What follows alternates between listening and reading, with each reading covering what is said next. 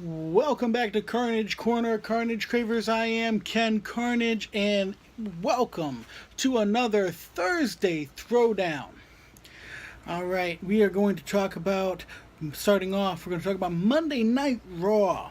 So, to kick off Raw, Roman Reigns comes out and accepts Braun's challenge to an ambulance match at Great Balls of Fire. Big surprise. And then an ambulance backs its way into the arena. And Roman, like the rocket scientist that he is, decides to go check it out.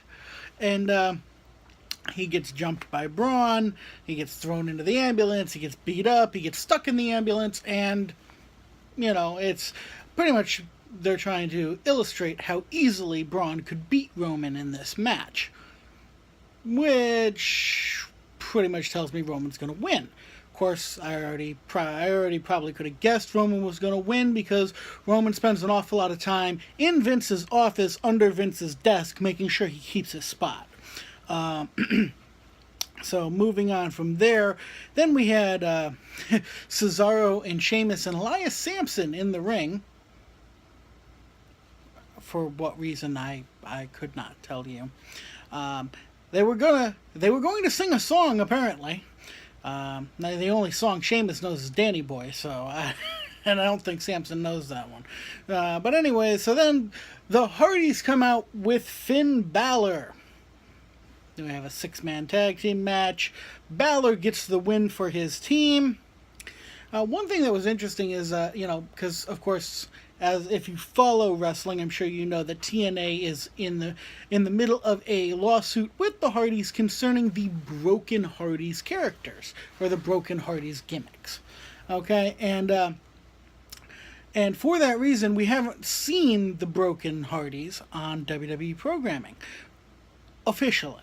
Matt does have a tendency to work a lot of his broken Matt Hardy mannerisms into his character today, and but Jeff has not been doing any of his brother Nero impersonations, and Matt did some of his broken Matt Hardy mannerisms during the celebration, and the look.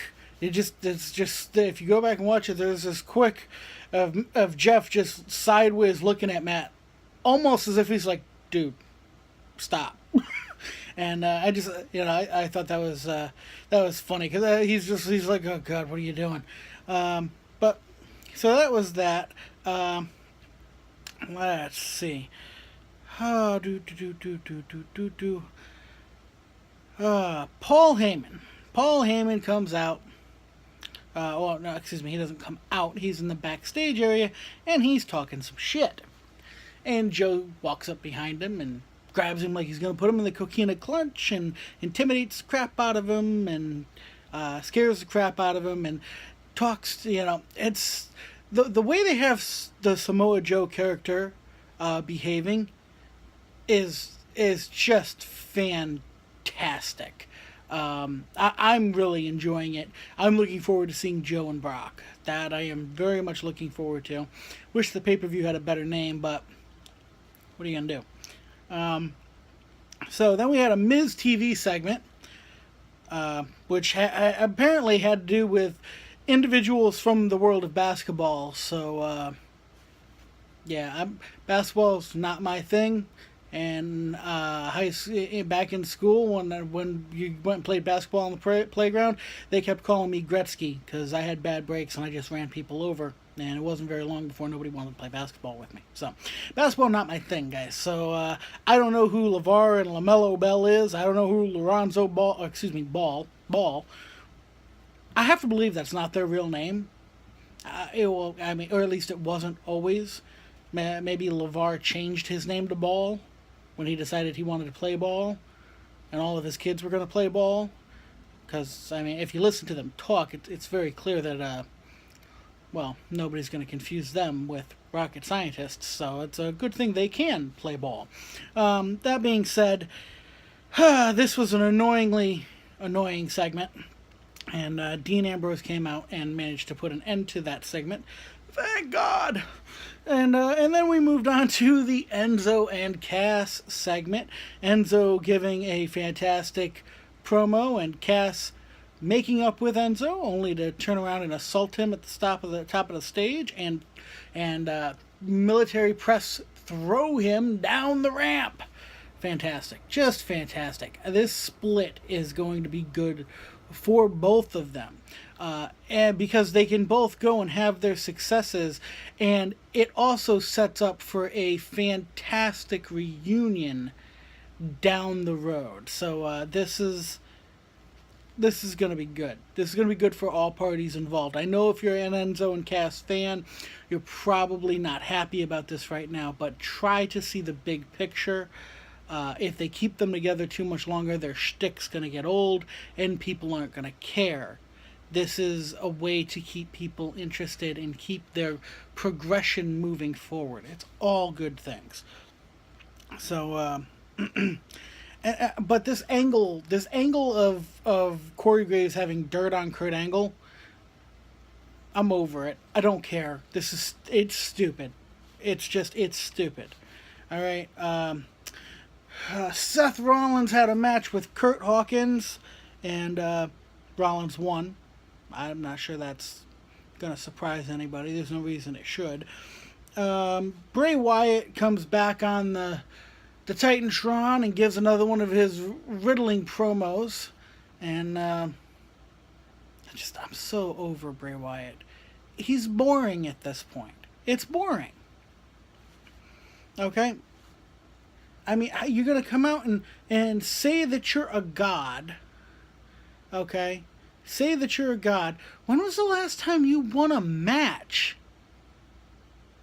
Like, seriously, when was the last time yo ass won a match? An important match. You didn't win at Extreme Rules. You didn't beat Randy Orton in the House of Horrors. You didn't beat Randy Orton at WrestleMania. Okay, yeah, you won the Elimination Chamber match. That you won. But what the hell have you done since? You know, so it's like, at least when JBL called himself a wrestling god, he was at least winning. I mean, yes, he was cheating, but he was winning. You know, so. But anyways, so then Brock Lesnar arrives. Paul goes down to the ring and he gives Brock's intro. I have one issue with Paul's intro. Paul's intro of Brock. He calls him the reigning, defending, undisputed, universal champion. Reigning? Sure. Undisputed? I mean, Finn Balor never lost the title. But my real problem is defending. Alright, guys. It's June. Brock won the title in April. Okay? That's at least 60 days since he's won the title. Give or take. He hasn't defended it once. We've had 2 Raw exclusive pay-per-views since WrestleMania, and Lesnar didn't even appear, yet alone defend the damn belt. You cannot call him the reigning, defending champion. You could call him the reigning, hiding champion. I'm okay with that, because that's what the fuck he's been doing. And I don't know why nobody is getting on the microphone and saying that to him. But anyways, so Brock comes out and Joe comes out and attacks him. This was so good. Joe locking on the Coquina clutch, Brock fighting out of it, slamming him into the video wall, and then Joe locking it in again, and again Brock managing to fight out. And I tell you what, these two must have agreed before they went out there that this was going to be stiff, because Joe, he's really cranking that chokehold on there, because Brock Lesnar's turning. purple. All right, I mean, he looks like his head's looking like a giant grape with two white lines for his damn eyebrows. He turned, first it was red and then this dark shade of purple, and you see when he finally manages to get his chin down so that he can take a friggin' breath, because Joe was legitimately choking him. I mean, it. Yeah, when you're a pale individual, your face can turn red just from you exerting yourself or whatnot. That's all well and good. But that shade of purple, that comes from, getting your oxygen cut off. So props to those guys for really, really committing, and it looked good. I cannot wait to see Brock and Joe go at it. That's gonna steal the show at Great Balls of Fire, I guarantee. And when they stopped Paul Heyman in the back afterwards to get his reaction, it was great. Until the end, when he started using lyrics from the song Great Balls of Fire. Come on, Paul. Even if they handed you that on a script, you've got to know that's bad, dude. Like, come on. Anyways. Well. So then, of course, we're going to have the women's gauntlet match, and Nia Jax is heading out, and Alexa Bliss stops her and is, like, kissing her ass, and it's... verbally, it's not that kind of show, guys. But it's just... listening to these two talk... listening to Nia Jax talk, period, like, my brain sits there and goes, no, be quiet, shut up, oh, la la la, I can't hear you, and because it's just, I would rather listen to nails on a chalkboard than listen to Nia Jax try and form a sentence. Alright, so it's just, no. Then we have the gauntlet match. Starts off with Nia and Bayley. Nia beats Bayley. Big surprise. Okay, I have an issue. I have an issue with this. Okay, first off, how on earth? Like, supposedly we have weight classes or divisions, because now we have a cruiserweight division and whatnot. Okay, but seriously, Bayley. If we're talking realistically, like, how are we supposed to be surprised Nia wins? First off, you can't even look at Nia as a competitor, because when you look at the size difference between her and the people she's going up against, it just makes her a bully. I mean, she has 150 pounds on just about every woman on the roster, if not more. That's not competition. You're not being a competitor. You're being a damn bully. Let's see you fight somebody your own size, fucking tubfest. Oy vey. Anyways. Moving on.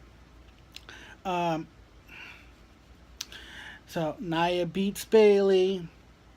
Then Nia beats Mickey. Then Nia beats Dana. And then Nia beats Emma. And then Sasha Banks comes out. And despite the fact that from a realistic standpoint it doesn't make any sense, they have Sasha beat Nia. Sasha managed to lock Nia into a version of the Banks statement, and Nia tapped out. So at least, at least they had Sasha win because of her technical skill, rather than doing something really stupid like having her overpower Nia. That would just be unbelievable. So it is going to be Sasha Banks versus Alexa Bliss at the Great Balls of Fire pay-per-view. And I would have to say that I would put my support on Alexa for that one. I'm not a big Sasha Banks fan. I know for whatever reason everybody seems to like her. I don't. So, in either case, but even though I don't, and even though I would say that I would support Alexa in this endeavor, oh, WWE will likely, there's a very, very, very, very high chance they will give the belt to Sasha. Just because. You know. So, anyways, Alexa goes out and Sasha attacks. And, got a nice setup. Sasha gets the upper hand, holds up the belt, yada, yada, yada, yada. All set up, all set up. And that's how they ended Raw. Okay, so moving into SmackDown. All right, the show opens up with the general manager of SmackDown, Mr. Gestapo Hitler Clinton, Daniel Bryan, who goes out there and is talking about the women's revolution and what the title match that night and the Money in the Bank ladders match, the second one ever. Carmella comes out with Ellsworth, and she speaks the truth. She's, saying that it is not right for him to take the contract away from her. She didn't break any rules. There was no rule dictating that what happened was illegal. All the rule book states is that the first woman to gain possession of the briefcase will be declared the winner. Well, shit. I mean, there's no rule against it. You want to revise the rules and do it different moving forward, then that's what you do. But you do not, it is not right for you to just say, nope, I don't like that, I'm going to change it. Even though the rules don't say it's illegal. That's the kind of shit, I don't understand fans, because they get mad if a general manager does that for a heel character. They would be mad if that was done for, oh hell. They would be mad if that was done for, say, a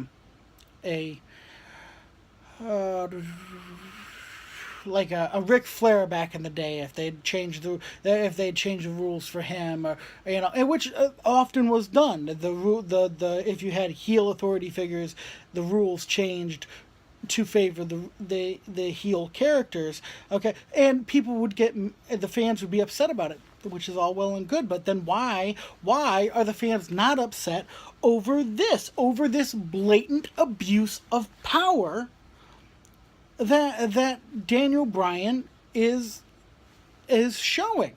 It's blatant abuse of power. He's being a bully. He's throwing his weight around. Okay? And he doesn't care what the rule book says. He thinks it's wrong, so he's going to change it. That's not right. So, and then he bans Ellsworth from the arena.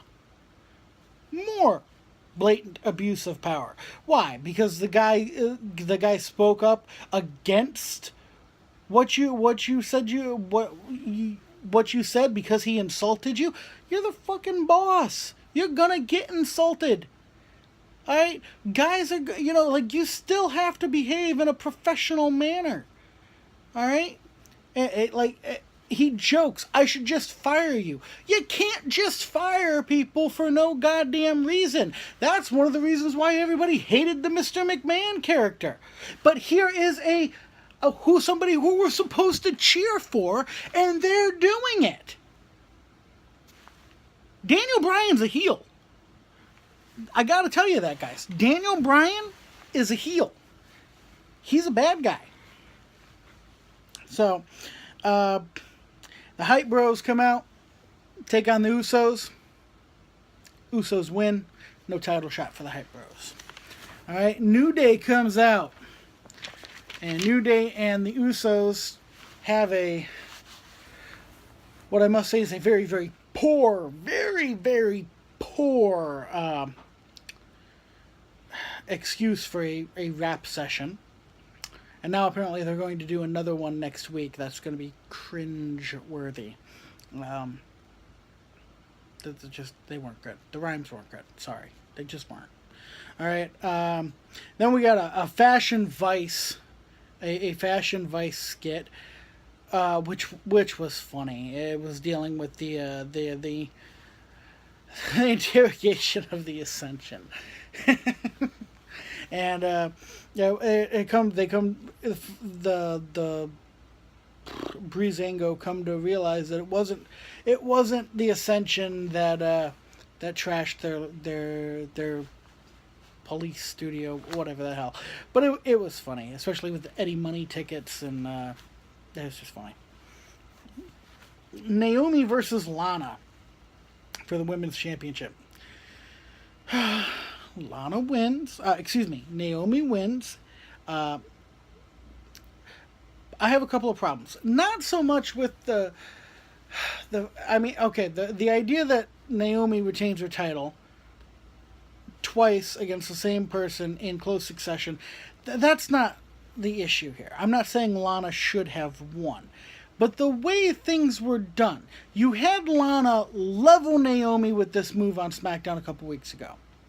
Now Lana hits that move, and you have Naomi kick out like it's nothing. So now you've just shit all over Lana's finish move. So, that's not a match ender now. That you're telling your fans, this isn't a match ender, guys. Okay? And then beyond that, you had Naomi win in such convincing fashion. It was a short match. It wasn't competitive whatsoever. They just fucking buried Lana. Why you spend all this time building her up and getting us prepared to watch her wrestle and debuting her in a goddamn title match just to turn around and bury her? Why? That doesn't make any sense. You should have just not done this title match, because at least the title match she had at the Money in the Bank pay-per-view was competitive. Ugh. The 50-50 booking fucking sucks. Anyways. Okay. And Randy Orton comes out and gives his promo. Shane comes out and gives Orton another shot. Orton's going to get Mahal at Battleground. Okay? Jinder gets to pick the stipulation. Jinder picks a Punjabi prison stipulation. I'm feeling like WWE's got a short memory. Y'all don't remember how bad the Punjabi prison matches were? They sucked. They weren't good. They weren't entertaining. They sucked. Why are you doing this again? Why? What the hell are you thinking? Alright. Now we have a backstage segment with AJ Styles and Daniel Bryan and Kevin Owens, where among other things that happen, AJ Styles refers to Kevin as a whale's vagina. He does it in code though. So then, of course, Daniel announces that next week, on July 4th, there will be an Independence Day Battle Royal to decide the number one contender for the United States Championship. So next week we will have a Battle Royal to decide who will face Kevin Owens at Battleground. Marie and Mike Kanellis then come out. They start talking. Sami Zayn's music hits. And Sami, in a very rude fashion, just walks by them, and their microphones get cut, and they were very upset. They did not get a chance to talk. And Sami Zayn, who everyone's cheering for, has a nice laugh over the fact that he was just very rude to two of his coworkers. It's not okay.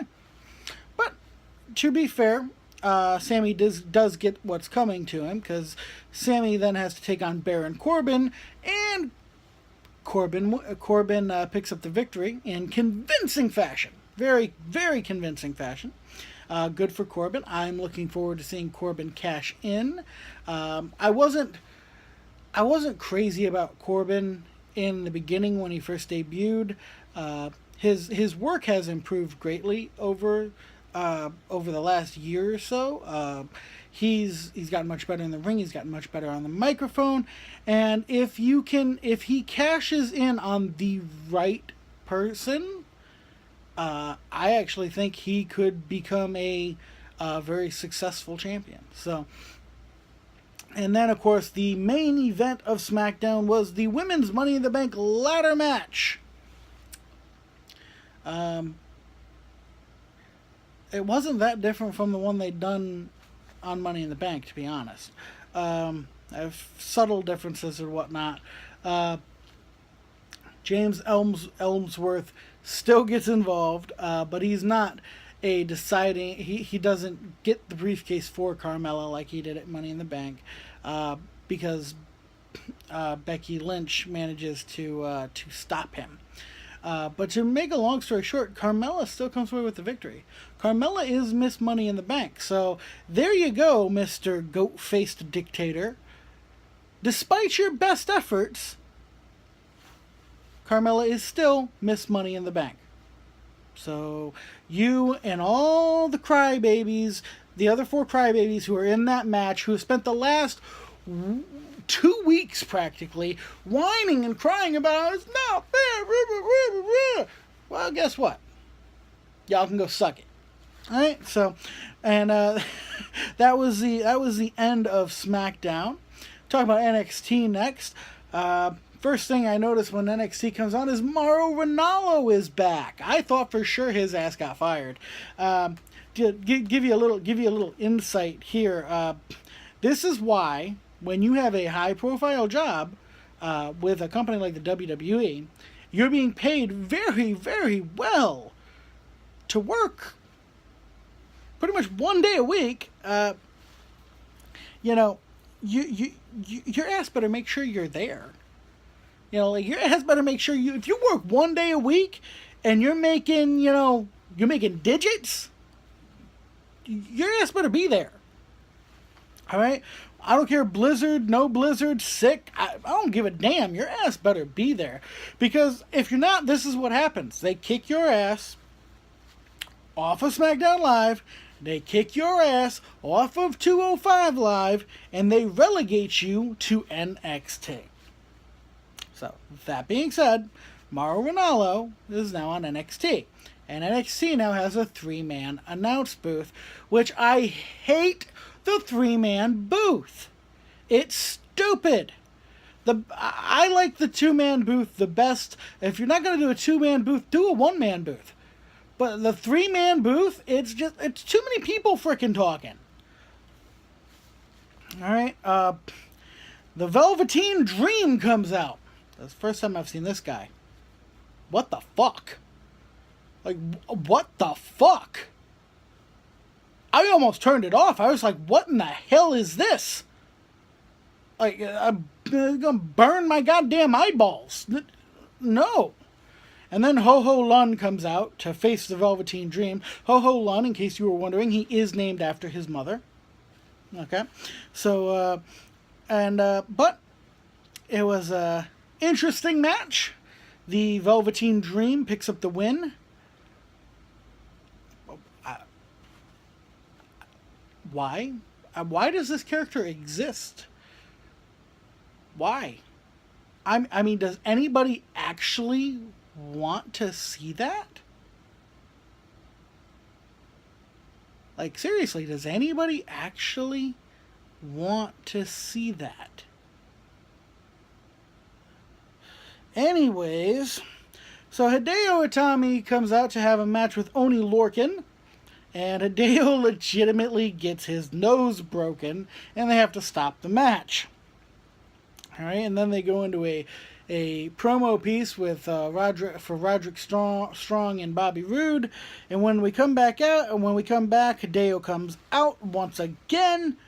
He's got his nose has been set. He's got cotton stuffed up his nose, and he has his match with Oni Larkin. And he, let's just say, Hideo gets his receipts in. That he definitely gets his receipts in. And Hideo wins, and then he calls out Cassius Ono. Ono comes out, and Sanity attacks. And Sanity beats them down, and then Sanity cuts a promo that didn't make any sense. And then we lead right into the Nikki Cross Asuka last woman standing match for the NXT Women's Championship. What a match! I'm good. I have to just quote Joey Styles on this one. It was, oh my God! Oh my God! Okay, the some of the shit they did. I mean, this is one of the better last man standing matches I've seen in the last 10 years. This was good, and the ending with the superplex off the ladder through the announce table. Holy crap. Just very, very good. And then, of course, we go into 205 Live, which is the last show that we cover in the world of wrestling here on Thursday Night Throwdowns. So, 205 Live. We start things off with a Gentleman Jack Gallagher promo. They're asking him about, if his gentleman-like nature is going to be a problem when he faces the Brian Kendrick. All right. Kendrick comes out impersonating Gallagher, dressed up like him, making fun of him, berating him and belittling him on the microphone. Typical Brian Kendrick. Very, very good. Kendrick versus Gallagher. Great match. Fantastic match. Gallagher wins by DQ when Kendrick breaks not one, but two Williams the Third. Yeah, sure. Williams the Third. Two umbrellas. He breaks two umbrellas over Jack Gallagher. Just beats the crap out of him with the umbrellas, and that was the end of that.